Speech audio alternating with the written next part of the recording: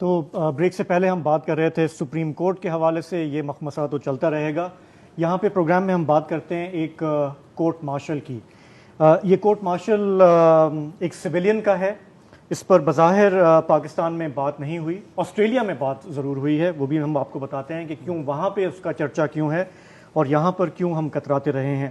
ہم بھی آج اسی لیے بات کر رہے ہیں کیونکہ ہمیں بار بار یہ یقین دلایا گیا ہے کہ ہمارے ملک میں ایک آئین ہے. ہماری عسکری قیادت نے بھی کہا ہے کہ آپ کو تنقید کرنے کی اجازت ہے تمیز کے دائرے میں رہتے ہوئے. اسی دائرے میں رہتے ہوئے ہم آپ کو یہ جو قصہ بتا رہے ہیں یہ ایک صاحب کا ہے جن کا جو نہ کہ کوئی بلوچ علیحدگی پسند ہیں، نہ کوئی پشتون قوم پرست رہنما ہیں. یہ ایک کمپیوٹر انجینئر ہیں بائی ٹریننگ. انہوں نے امریکہ سے تعلیم حاصل کی. کافی لمبا عرصہ یہ آسٹریلیا میں رہائش پذیر تھے. وہاں پہ ایک بینک کے لیے ایز اے رسک اینالسٹ کام کر رہے تھے. اور پھر 2015 میں ان کے والدین جو کہ اسلام آباد میں رہتے ہیں ان کی تیمارداری کی غرض سے یہ پاکستان واپس شفٹ ہوئے. ان کا نام ہے حسن عسکری. واپس آنے کے بعد انہوں نے جو ملک کے حالات دیکھے تو ان کو کچھ تشویش ہوئی کہ ہمارا ملک کس طرف جا رہا ہے. کچھ لوگ ہوتے ہیں نا ہمارے، آپ بھی جانتے ہوں گے، جو کچھ ذرا سے جھکی ہوتے ہیں، سارے نیوز چینلز دیکھتے ہیں، ساری اخباریں پڑھتے ہیں، پھر وہ اپنے ذہن پہ طاری کرتے ہیں کہ ملک کے ساتھ کیا ہو رہا ہے. تو ان کی بہت زیادہ دلچسپی تھی کہ ہمارے یہاں جو الیکشن ریفارمز ہیں وہ ہونی چاہیے، ایجوکیشن ریفارمز ہونی چاہیے، آرمی کے اندر ریفارمز کی ضرورت ہے. اور اس پہ یہ کھوجنا کرتے رہتے تھے، ریسرچ کرتے رہتے تھے، لکھتے پڑھتے رہتے تھے. 2018 میں جو ہمارے ملک کے حالات رہے تو انہوں نے کہا کہ یہ تو ملک جو ہے، آپ کو یاد ہوگا ایک الیکشن ہوا تھا اور ایک ہائیبرڈ رجیم آئی تھی. انہوں نے کہا جی یہ جو کچھ ہو رہا ہے یہ تو ہمارا ملک جو ہے اس کا کباڑہ ہو جائے گا.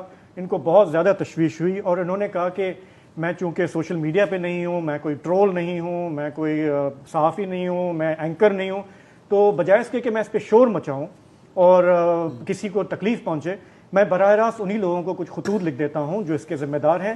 ان کو تھوڑا سا احساس دلاتا ہوں کہ یہ جو کچھ ہم کر رہے ہیں یہ ملک کے لیے اچھا نہیں ہے. تو بہرحال انہوں نے ہماری فوجی قیادت جو اس وقت کی تھی، جنرل باجوہ تھے، دوسرے جنرلز تھے، ان کو انہوں نے خطوط لکھے.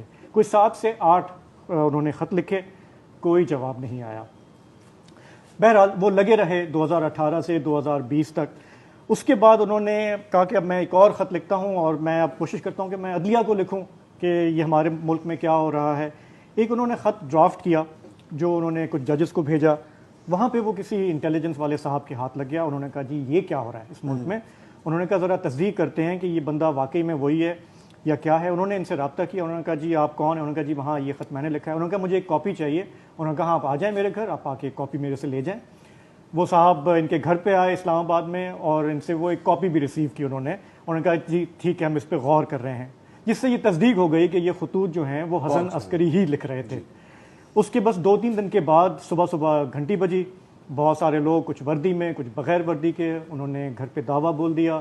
ان کے جو باورچی ہیں ان کو کرسی سے باندھ دیا. ماں باپ جو بوڑھے ہیں ان کو ایک طرف کر دیا اور یہ اوپر سو رہے تھے وہ اوپر گئے. ان کو اٹھایا اور اٹھا کے لے گئے اپنے ساتھ.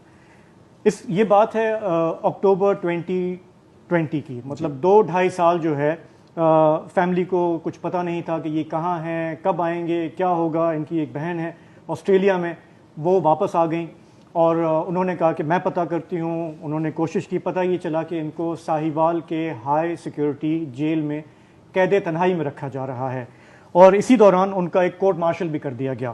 ان پر الزام لگایا گیا پاکستان پینل کوڈ کے سیکشن 131 کے تحت کہ آپ نے فوجی افسران کو بغاوت پہ اکسانے کی آپ نے کوشش کی ہے، جو کہ ایک ناقابل تلافی جرم ہے. ان کو کنوکٹ کر دیا گیا. 5 سال قید با مشقت کی سزا بھی سنا دی گئی.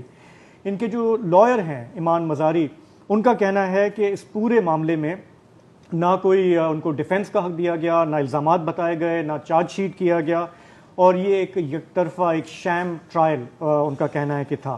تو یہ جو فیلڈ جنرل کورٹ مارشل ہوا اس پہ اس لیے کافی سارے سوالات اٹھ رہے ہیں. ہماری جو ان کی جو بہن ہیں جو اس معاملے پہ آواز اٹھانے کی کوشش، ان سے بات ہوئی. انہوں نے کہا جی کافی عرصہ تو ہم چپ رہے کیونکہ ہمیں ڈر تھا کہ کہیں وہ ان کو نقصان نہ پہنچائیں. پھر اپریل کے پہلے ہفتے میں ہم نے اسلام آباد کے نیشنل پریس کلب میں ایک پریس کانفرنس کی. وہ پریس کانفرنس ہمارے ٹی وی چینلز پہ نہیں دکھائی گئی اور ان کا کہنا ہے کہ پاکستان میں کوئی ان کی بات سننے کے لیے تیار نہیں ہے.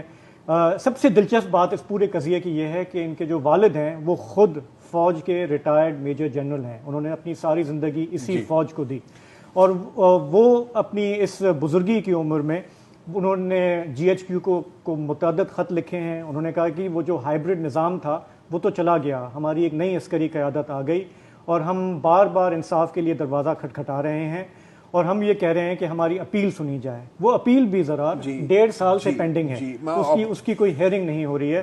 اور فیملی کا اب یہ کہنا ہے کہ دیکھیں